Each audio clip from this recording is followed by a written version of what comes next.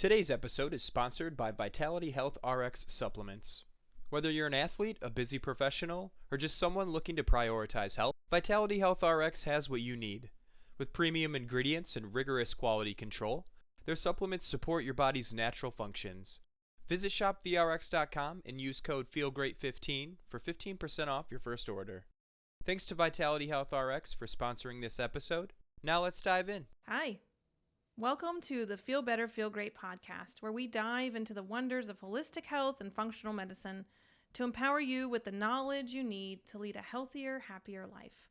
I'm your host, Dr. Andrea McSwain. We're exploring managing stress and anxiety as fall routines settle in. Please remember that the information provided in this podcast is for educational and informational purposes only. Always seek the advice of your physician or other qualified health providers with questions you may have regarding a medical condition or health objectives. So let's get started. Okay, so with fall, we really need to think about how we have this change in season. A lot of new activities are going on. You might be affected by the school schedules. We're kind of leaving summer behind, kind of leaving that time where we can be up at 5:30 in the morning with the sun, and then the sun settles at 9:30 at night, which is just a wonderful way to just be, free, open. It's warm. It's really just fantastic. It's easy to drive. You don't have to shovel snow, and you don't have to shovel snow in the fall either most of the time. But we also look at the beginning of holiday planning, and these are very exciting times, but they can also be stressful times. As I say, even if it's good, your cup can overflow with. And sometimes that's a really hard thing to explain because people are like, but everything's so good. Why do I feel so overwhelmed? And it's because there's things to get done. There's timelines, there's expectations, and there's also this transition into a new season. And that's the reason. So first of all, just look at that and be like, okay, that's fine. I understand that things are happening, and that means I have to kind of navigate, mentally what's going on, emotionally what's going on, and physically what's going on in this time. When we look at that, though, we still have to look at the body's response, right? So that's a stress response that might alter our blood sugar metabolism. It might increase our insulin resistance in our muscles. It might contribute to weight gain, specifically around the area of the belly, right? Or central adiposity, which is translated to belly fat. Also, stress isn't just what's happening in the body. It has a mental impact as well. And what I like to think about fall and this transition is looking at how you can support yourself in times of transition. Okay, so I think that's very important to recognize the mental and emotional components that come really with any transition. You may not know this, but I talk about it a lot. My daughter is in the 9th grade now,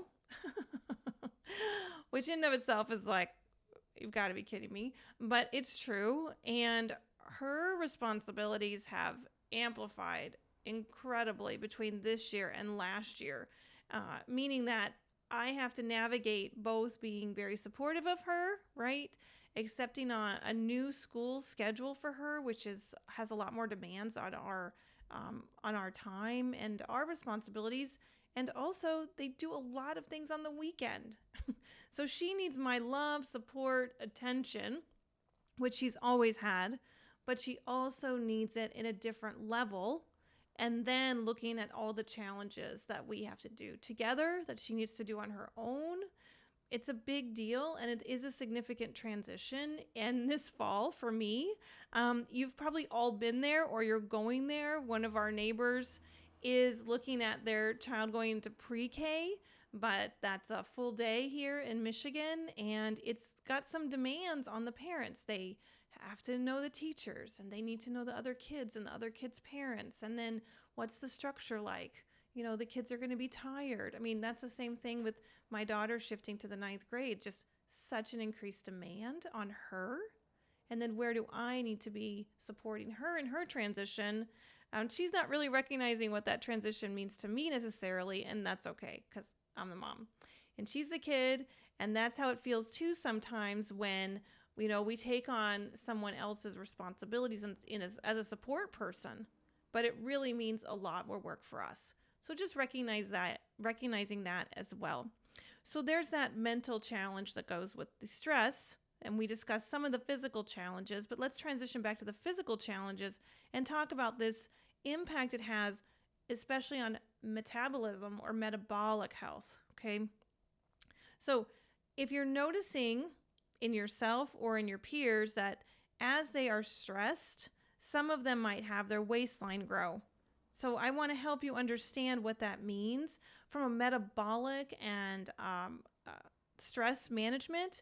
There's a lot of other considerations I would say to you as an osteopath, so we'll make that a different video to look at some of the structural components that are involved. But today we're going to look at some of the more relationship of the biochemistry with stress. Not too much, not even very much biochemistry at all, but just looking at those connections. So stress and insulin resistance. So what happens in the body with stress? Okay, first of all, people have been talking a lot about the fight or flight response. So our body is constantly going. Now, oftentimes when people have a lot of testosterone, males, they are able to take that stress response and channel it and not have necessarily the central weight gain. But predominantly females who don't have that much testosterone by leagues, by 15 times less testosterone pumping through their bodies, right? So when they get stressed, they're going to increase their central adiposity, and that is going to then be the response that they have often to being in a stress situation. When that happens, we look at a hormone called cortisol, and cortisol is elevated from stress. It should be that way. Okay, so the nervous system is saying, hey, get in fight or flight mode. Then the cortisol is, let's just say, similar in response to adrenaline. Of course, has an elevated response because part of cortisol's role is to make sure that blood glucose is distributed out into the blood supply so that it can be going into the brain and the muscles, okay, to combat that flight or fight, right, situation. That cortisol is supporting the role of glucose so it can be metabolized in the bloodstream, okay? However, excess stress, extra cortisol, and also what's often not discussed is that the brain is the predominant muscle. And so the body is organized to take care of the brain first.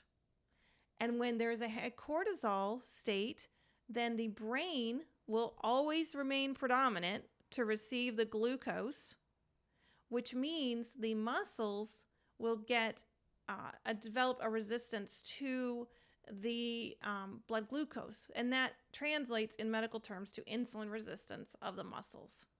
So when the brain is doing a lot of work, when there is a lot of physical stress, actually what will happen is the brain will occupy that glucose and the cortisol will stay high. The glucose will go to the brain, and as a result, the glucose will not feed the muscles, and then the muscles will develop insulin resistance. And I hope that pathway is clear. We'll get you some more information of this in the show notes to kind of graph that, and that will be really helpful. So, some people might be skeptical that stress leads to weight gain, and I agree, because if you're looking at kind of that, that person who can handle a lot of stress, they're often able to rely on how they work out and also their muscle tone that may have already been pre-developed so that they can handle that stress and allow for the not as much insulin resistance to happen in the muscles. So that was a lot of science, a lot of physiology. And then what happens is when we get to the idea of belly fat or central adiposity, the elevated cortisol levels promote fat storage. And this particularly happens in the abdominal region. This is a way to store energy, right? So central adiposity stores energy at the core, basically. And as a result, there ends up being an accumulation, right? So our waistline gets bigger. Okay, but now let's connect how stress increases our cravings for sugar. And why would stress increase our cravings for sugar? Well, with the physiology of stress, meaning we need to have more blood glucose or glucose to get into the fight or flight dynamic going on in the body, the body is going to seek out those simple carbohydrates / sugars, and it's going to find those because it's saying feed the machine, right? Stress is high, put in whatever you have, feed the machine, get those simple carbs in. And so people have increased cravings. The other thing that happens is when we have stress, our blood sugar will be spiking, and that means it will also be dropping. And that puts us in a hypoglycemic state or a low glycemic state, low sugar, however you want to continue to think about those things. But what happens is we end up in that low sugar state needing more sugar. Because in that point, probably our brain is recognizing a deprivation of glucose. And our brain will seek out anything it can to get more glucose. So if you are having increased stress and you are having increased cravings for sugar, don't put that on yourself as, you're a horrible person or you're doing all the wrong things, because that's not a good idea. What we need to recognize is that you need to fuel the body in a little more organized fashion, because what's going to end up happening is your body is going to go into this kind of place where it needs to take care of itself in the best way possible, right? So increased stress, increased blood glucose leads to lowered blood glucose, right? Which means the body's then looking for more glucose in simple carbs, right? Get that in there, whether it's a high sugar beverage drink that is highly processed, whether it's a any number of things we can grab that can be unhealthy, but we can also look at healthy fast food. And healthy fast food is one of my favorite things to talk about, because I think when we have a little bit of planning that goes into place, we have stuff in our glove compartment, we kind of have our routine, we have our protein shake in our desk filing cabinet with the shaker bottle, right? We have ways to combat, support how we're actually handling this stress, right? And so now we feel confident. Okay, I know that my blood sugar is going down. I'm starting to get a little unable to concentrate, a little overwhelmed feeling. Okay, let me get some simple carbs. So it's a small apple, it's some dates, it's a little bit of oatmeal maybe for you. It can also be protein and fat, but recognize that those take longer to metabolize, and they have a higher demand on the body for metabolism and breaking those down. They have a higher demand for digesting and absorption, and they have a slower release of energy. So you probably want a mix of those, but your first response is grab a carb, okay? And your second response is grab some water, because often dehydration as well will turn these kind of ideas on, and a high stress state is a high dehydration state. So hydrate, grab some simple carbs that are healthy fast food, right? And when you do that, recognize then you're actually feeding into supporting the body as you handle this stress. Then look to some healthy fats and proteins, and you might have this all accomplished in as little as 45 seconds. All right, the other thing that is important to think about is, where do some support systems come in place?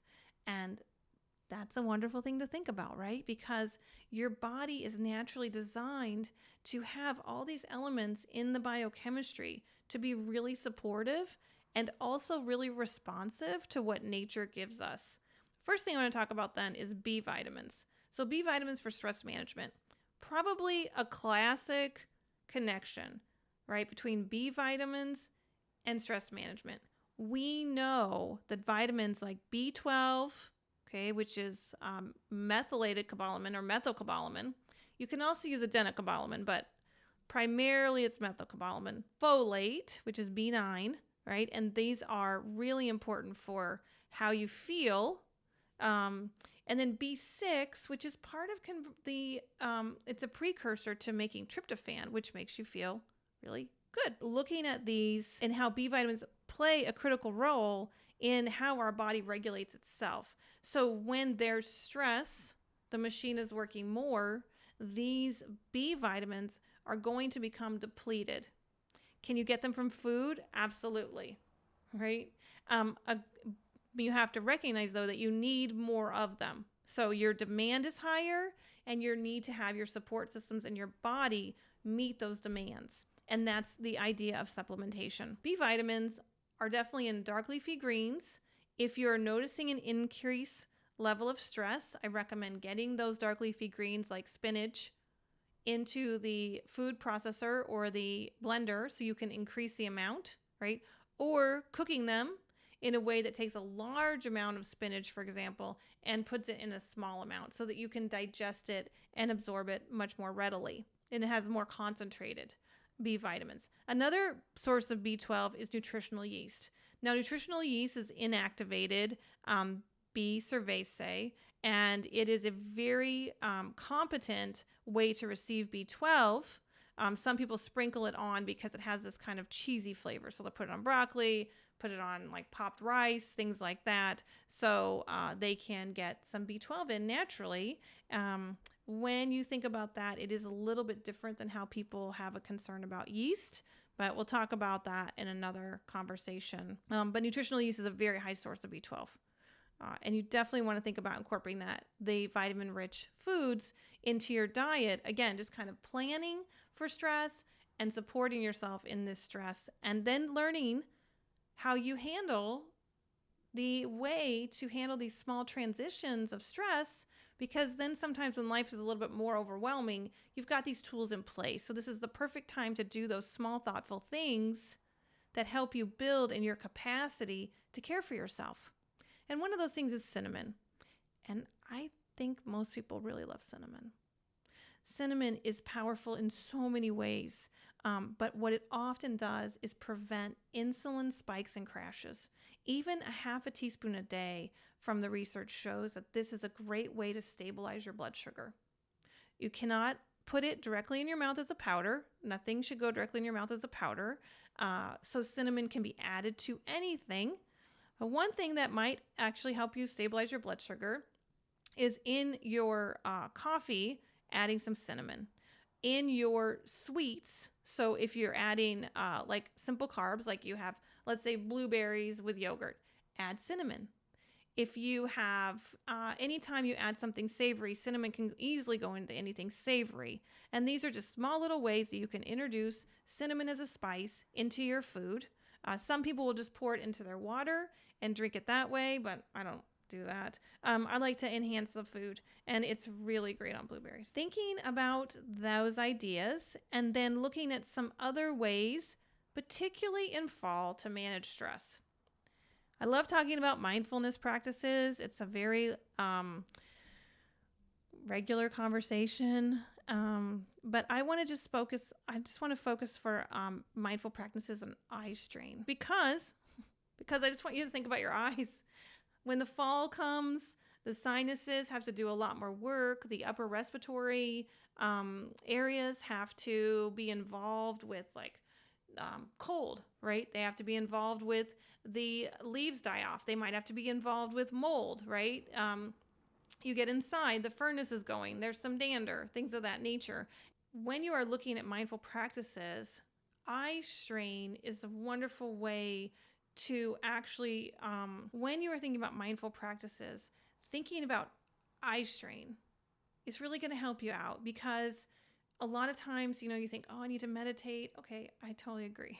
Okay, I need to do this. Okay, I totally agree. Blah, blah, blah. But first of all, the eyes get overwhelmed. There's a lot of pressure in this area. So if you can release some of the pressure on the eyes, you're going to feel better. It's going to calm your brain. And that's a win. What I like to do is cup the eyes, so this way they can look into the darkness of the palm of the eyes, of the hands, the palm of the hands. And then it can help you just take a moment to be in that kind of sensory deprivation, and it will help the brain calm down and reset. This takes about 45 seconds. So what you do is your chin is over your sternum like this. Your eyes are kind of relaxed. They're not really doing anything. And then you put your hands together. You place your hands over together as a cup over one eye.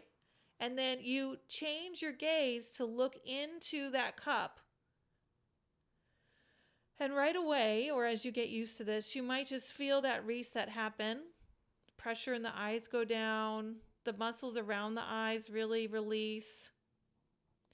Then look back to central, release those hands, and then reset to the other side.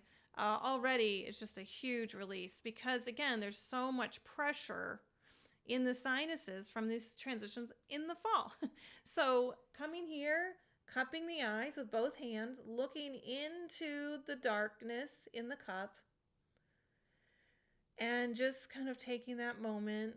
This is about 20 seconds. Good. Let everything just kind of reset. The eyes calm. The muscles around the eyes kind of open, release, stretch, reset. Come back to the center and release the hands. That's a good one. Again, 45 seconds. And it will really help the brain turn off this hypervisualization effect that it has, because the sight is such a powerful sense. It will help you reconnect to other senses, which will help keep your brain more balanced. And it's a wonderful way as well to just reduce the overall tension that is inherent as we transition into fall with all the things that are going on. Now, there are many, many other things to discuss in how to work on stress and insulin resistance. And I just want to remind you that how you regulate your blood sugar is really paramount to mitigating stressful responses. And when we do that, we look at B vitamins, we look at cinnamon, okay? We look at the 45 seconds to get you some water, a simple carb, maybe a B vitamin, then get your protein, a little bit of protein and fats in as your next step. The other thing is to possibly eat a small carb, healthy fast food before you exercise, so you can have some blood sugar and glucose readily available for those muscles in your musculoskeletal system. So the brain, which has been occupying a lot of your blood glucose, 40%, now will have that fuel, but you have a little bit of a simple carb surge, healthy fast food, to get that in before you start moving in your body. And that will really help you not increase the stress load when you exercise, but instead you're fueling your body so you can accommodate an elevation in stress from exercise. Of course, sleep matters. So we might think like we can solve the world's problems while we're sleeping. We can't. It's really good just to remember that. I would always joke with my grandmother. She and I would talk, and then at the end of it, we'd say, well, I guess we just solved all the world's problems. And it was just something we said because, we just would talk about subject matters. And it would just, anyway, I think about that when I think I can solve all the world's problems. I just think, okay, well, my grandmother and I did it. It was just kind of a little joke that we had. But anyway, I want you to realize that when your body is under stress, because it will be, and how your body uses glucose, how your body might be getting into a position where it might have a higher demand because of stress, and then what it will do to compensate for that, and what it will do to try to protect you, which those things are insulin resistance and central adiposity. These tools today that I introduced are, I believe, very helpful. They are very manageable. They can be potentially done in 45-second blocks. So if you have 45 seconds, this might be something to fill that. And maybe that's another thing too, is find those 45-second windows in your life to take care of yourself. Thank you for joining me today. I have really enjoyed discussing this topic. This is episode 134 and managing stress and anxiety as the fall routines settle in. I hope you found the insights valuable and feel inspired to apply what you've learned today into your daily routine with these 45-second windows. If today's topic resonated with you, I would love for you to subscribe to our podcast. Please leave a review. It can be very short, like helpful information.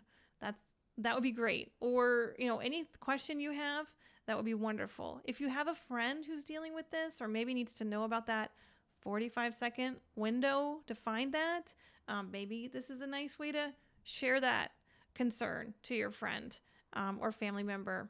We'll have another episode coming very soon. A final thank you to our sponsor, Vitality Health RX. Please remember to visit their website. We've got a special promotion code for our listeners that will give you a discount. Please look for that. And details are in the episode descriptions. A lot of this obviously was verbal, but we'll have some more visual support as well with some of these concepts to shake out. Thank you so much for your ongoing support, and your engagement and feedback is worth everything to me. Until next time, stay healthy and feel great. Thank you very much.